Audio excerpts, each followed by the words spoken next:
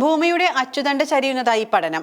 Geophysical research ലെറ്റേഴ്സിൽ പ്രസിദ്ധീകരിച്ച പഠനത്തിലാണ് മനുഷ്യന്റെ അമിതമായ ഭൂഗർഭജല ഉപയോഗം മൂലം ഭൂമിയുടെ ഭ്രമണത്തെ സ്വാധീനിക്കുന്നതായും ഭൂമിയുടെ അച്ചുതണ്ട് 31.5 ഇഞ്ച് ചരിഞ്ഞതായും സൂചിപ്പിക്കുന്നത്.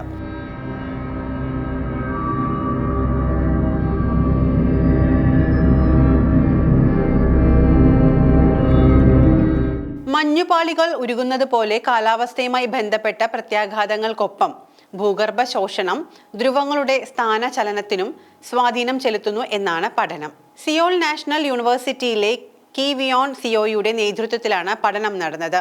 അമിതമായ ഭൂഗർഭജല ഉപയോഗം ഭൂമിയുടെ മൊത്തം ഭൂഗർഭത്തിന്റെ അളവിൽ വലിയ കുറവ് വരുത്തിയിട്ടുണ്ട്. 1993 2010 ഇടയിലെ കാലയളവിലാണ് ഈ ചരിവുണ്ടായിരിക്കുന്നതെന്നാണ് പഠനത്തിൽ പറയുന്നത്.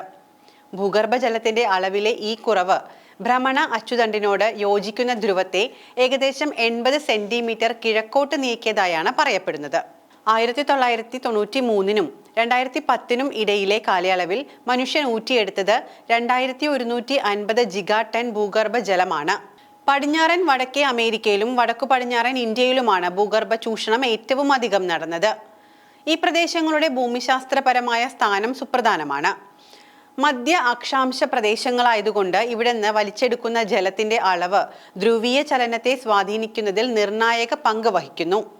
ഇത്തരത്തിൽ വൻതോതിലുള്ള ഭൂഗർഭ ജലചൂഷണം സമുദ്രനിരപ്പ് 0.24 ഇഞ്ച് ഉയരാൻ കാരണമാവുകയും ഭൂമിയുടെ ഭാരവിന്യാസത്തിൽ മാറ്റം വരുത്തുകയും ചെയ്തു. ഇത് പ്രതിവർഷം 4.36 സെന്റിമീറ്റർ എന്ന തോതിൽ ഭ്രമണ ധ്രുവം ചരിയാൻ കാരണമാവുകയും ചെയ്യുന്നു. ഭൂമിയുടെ ചരിവിലെ ഈ മാറ്റം നിലവിൽ കാലാവസ്ഥയെയോ ഋതുക്കളെയോ ഒന്നും ഉടനടി ബാധിക്കില്ല.